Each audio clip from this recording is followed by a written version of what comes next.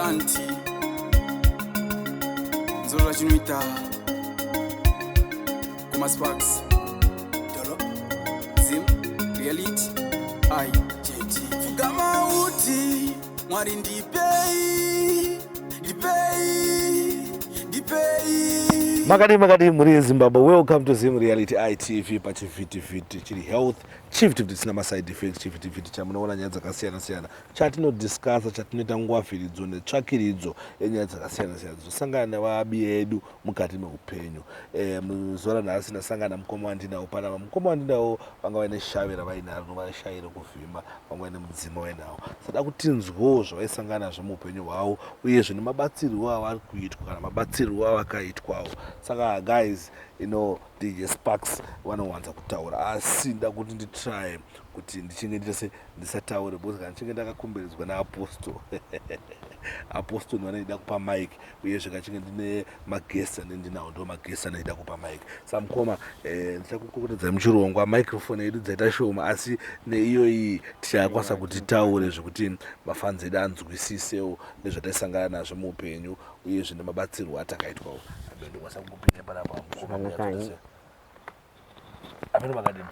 Tinofara munofara ere DJ Sparks? Handitika. Handitika. Upenyu hwakanaka. Ndakanzwa kuti mukoma mune dambudziko ravaisangana naro uyezve mune zvamaisangana nazvo. Saka muri Zimbabwe kune vamwewo vari kusangana nematambudziko akafanana amaisangana nawo, vanasangana nezvinhu zvakafanana nezvamunosanganawo nazvo. Nokuti vakanzwawo muchitaurawo saidi yenyu vamwe vanowana simba. Vanoziva kuti vanozvizvo. Saka tichiita maprograms akaita ngeinoyi.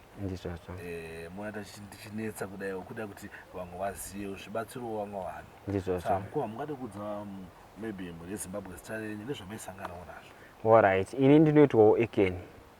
Ndinogara kuMandapten kuSenton. Inini ndaisangana nedambudziko rakanyanyisa. Chekutanga ndinotanga ndichitaura ndichiti masanganiro andakaita naApostle Monalita. Apostle Monalita ndakavanzwawo paredhiyo. Funga rari gore ra2019 vachigara kuBriside. Ndakambomhemaira munyika muno muchitsvagawo rubatsiro. Ndakaenda kumaprofita, kudzin'anga, kumamachechi makuru ndakasvika, ende kun'anga zhinji dzimwe dzindori mukurumbira muno Zimbabwe ndakasvikako ndichinotsvaga rubatsiro. Asi dzimwe dzenguva ndaita senge ndatoenda kunotsvaga rubatsiro ndaibva ndaita senge ndakutodzokera kumashure zvakare. Saka ini ndongotanga ndichitaura ndichiti ngori mufunga I think tanga kwaMarch 2019 ndanzwa nezvaApostle Monalita vachigara kuBriside ndichibva ndaenda ikoko. 2020. No. 2020, not 2019. Alright. Muchandikuziva sorry 2020 ndizo mulockdown. Funga ndandafara ne 2 weeks dzekuti pinde mulockdown. Funga muri kunana March kutanga kwaMarch. Ndaenda ikoko ndakaenda ndasina kana chandinacho chakawanda chemari chekuti ndonoita sei ndonosangana naApostle Monalita. Saka dzine vakanondigamuchirawo nezvanandinazo zvishoma izvozvo. Chekutanga munana wakatanga kuitika ipapo ndichiri paApostle Monalita nekutoti kamari kanda ndinako kese kakasara ndo ndasandisina kana mari yebhasi. Apostle Monalita ndinakovaudza. Ndapedza kubatsirwa ndichitobuda pantori nomwe futi anga chitobatsirwa ndakabva tangobudirana chintongobuda ndobva nditi kosha mari unogara kupi ndondamudza zvanzi chandangonza ndongokupawo mari bva ndipa $2 ndakandati mwari wangu zvaita ndatowana mari yetransport yekunosvika kumba ona ndasina chero mari yekuita yekuti ndonosvika kumba. Zvadaro ndaenda kumba chinonosvika ndobva funga 2 weeks chero kwanzi lockdown ichitanga kudaro. Funga kutanga kwaApril ndakabva ndafonerwa kuno kumwe kwana ndakaisa mapepa zangu inoda zvekugadzira matractors. Ndobva koma ndifunga ndichambokubata imbicha sorry baba. Ndakubvunza kuti dambudziko renyu rangarirei rakazokusvitsai kuna Apostle. Dambudziko renyu ramaisangana naro mimi rangarirei? Dambudziko rangu randaisangana naro ini kazhinji kacho nderekuti ndaigona kana kushanda pasina kana chinobuda cheuiri. Zvidaro ndobva zvandanzi une mudzimu kwandaienda kwese kwandaenda kwainzi une mudzimu neshavi reuvhimi. Mandasvika pakuzotenga mamwe machira ndakatenga. Ndatenga machira yayo ndobva ndazonzi neumwe mubatsiri aindibatsira. Tikangoti kuchivanhu vanoti sawira. Ndobva nditi uya nazvo. Chimwe ndaenda nazvo ndanonozisiya. Ndanonozisiya ikoko anganditi mari yanga chida it was around 150. Ndakaitadza kuiraisa mari yacho panguva idzodzo. Ndobva ndangu zvangogara zvinhu zvangu ikoko. Zvagara zvinhu zvangu ikoko. Ndakabva ndangosiyana nazvo zviri ikoko. Ndatodaro zvakabva zvatoita wese. Zvori panguva idzodzo ndandine motikari yandinayo Corona Premium. Ndakasvika pakuda kuitengesa, but yaishayiwa bhaya. Chakazondirwadza pamotikari iyoyo ndozvo ndakatozobvisa injini chida kuti nditengese ndiwane mari yerent. Munoziva ndakaitengesa mari DJ Sparks. Injini ndakaitengesa $100.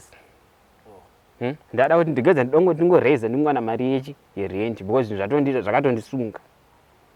Upenyu hwangu papasina kana chaitombondifambira kana kuti kudii. Kwese kana chandabachera veukama chaiwo. Pambasina kana ndakati ndokumbirawo problem yewe ndoda kuti ndinzwa hapana indinzwa. But mukufamba kwataita taingonzwawo zvichingonzi vamwe veukama wenyu kana kwana bamnini vakaita sei vakabata zvavakabata ende vakatora ushavi vakaita sei vakutora wekuti varuda kuushandisa. But problem zvaizoitika zvacho solution yekuti zviitike papasina.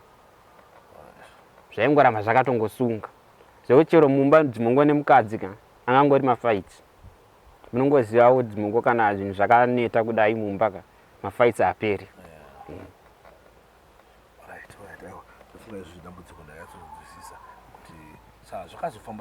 Maifiwa mumhuri menyu uchingonzi mweya wehurombwa. Ndizvozvo. Mumhuri maitongofiwa. Ndofunga ndingangoti inini kumhuri mamba mababa vangu dini. Ndasara inini nehanzvadzi yangu tingori tu nimwe hanzvadzi yangu iri kuSouth Africa. Tichitangosara. Zvakazosvika kuti imwe sisi vangu futi vakasvika pakutozomborwara futi nepfungwa. Isu mumba medu tandiripo 7. Saka vakapera kufa. Saka maifamba zvenzi zvaingonzi mhepo dzekusumudzwa neveukama kana kwabamnini vanhu vari kusumudza mhepo kuti naivo bamnini vari kusumudza mhepo kuti zvinhu zviitike zvakamira zvakadai.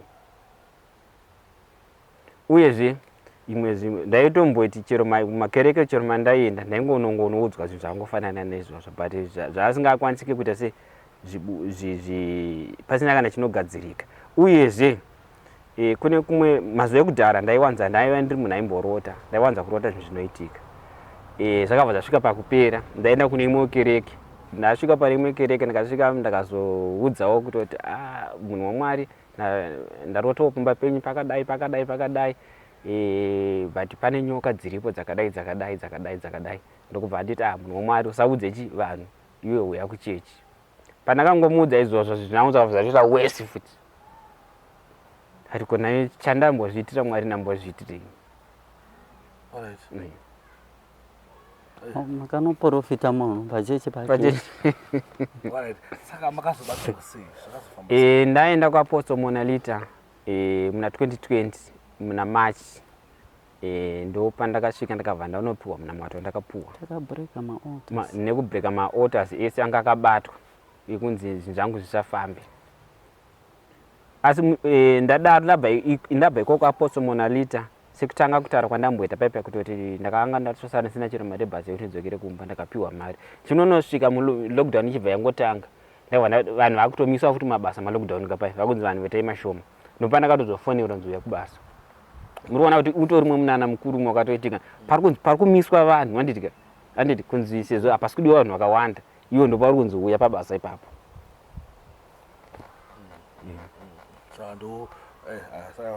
Minana apa unenge uchizvitarisa wega uchiti handina kana degree handina kana chi dzingori nyasha. Funga side asi zviri kufamba zvo ndizvo. Zviri kufamba ndakazosvika hangu pakuzosiya basa racho neroro apa ndakutongozviitirawo ndegawo. Wari mungoro wenyu matractor. Imatractor koko Right. Yawa saka zvachete zvoti ndambuya ikoko. uyai nomboswera zvoro kana mune tractor uyai tinobva kana mune famu munobva mangouya tobva takugadzirai mafamu implements yenyu. ndakutendai mukoma nenguva yenyu yakanakisa singaite yamatipawo kuti tinge tichidiscasa nemi zvinenge zvichiwa zvinhu because vanhu vazhinji vamwe havadi kuzobuya pakamera but zvakakosha because zvinobatsira vamwe vanhu zvinomotivheta vanhu vanenge valuza vanenge valuza hope. Uye zvega zvakafanana nekunzi mubhaibheri pane vamwe vanhu vakaporeswa vanga vari 10 vakabviswa maperembudzi anditika pa10 hwavo vanhu havana kudzoka vose pakadzoka umwe chete achizopupura kunzi zvamaita zvezvemwambo anditika maperembudzi angu era apera. Jesu ndobva vamupindura achiti you are made whole, which means chero iye anga atobviswa maperembudzi aini uye futi akabva atorapwa zvese chero neupfumi hwake chero nechii anditi. Saka munhu unofanira kudzokawo futi uchizotendawo kune munhu waMwari pazvinhu zvanenge akuitira sei akuitira kuti zvako zvirambe zviita sei zvichifamba, nekuti ukangomirawo simba raMwari simba raJesu rionekwe ndizvozvo kuti Jesu ndiMwari vanoita zvakanaka. Vazhinji vanozomusira vakunyara ndizvozvo vanomusira vakunyara vachakwanisa kuti vauye vachitaura vanhu because vanhu vazhinji havanzwisisi mukoma ndofunga ndakutaurisa vazhinji havanzwisisi vanomusira vakunyara vakuita sebati donhodzvo nechinangwa chedu chekuti vanhu vazive vaone motivation. Pana munhu akuluza hope aneta akuti ane upenyu hwangu ini kutambudzika but akaona kuti mami nedambudziko ramaisangana naro but makakwanisa kubatsirwa Mwari vakakuvanira nyasha anova nohope anokwanisa kunzwisisawo kuti no chinhu chinongodiwa kupfugama nekunamata vaitise vanhu zvakanaka. Apostoli ndoda kukutendai mavaramba vachikukuitirai zvakanaka mavaramba vachikukukomborera varambe muchiwana simba nemwoyo murefu wekubatsira boza inowo kuti munobatsira vanhu vakasiyana siyana vanonzwisisa munzwisisiro wakasiyana siyana. Saka Mwari ngavakukomborerei vakupei mwoyo murefu nokuti murambe muine mweya nemwoyo wekunzwira vamwe tsitsi kuti rava vachibatsira vanhu. Ndakutendai nenguva yenyu dara ndakutendai tinotendai mune Zimbabwe ndofunga ndo apera show yedu yanhasi apera video redu and don't forget to subscribe guys because we have more to come. Nezvinhu zvakawanda tine matopics akawanda tine zvinhu zvakawanda zvinenge zvichiiswa paZim Reality ITV uyezve don't forget to follow our Facebook page rakanzi DJ Sparks Zim Reality ITV. Kune zvinhu zvatinoposta kune data reFacebook chete saka vanofollowa unosvika zvese uchizosangana nazvo. Thank you mune Zimbabwe. Always remember, fear not, sin not, whether you like it or not. Chokwadi. Dipei mwenje wandinawo wawe kudzima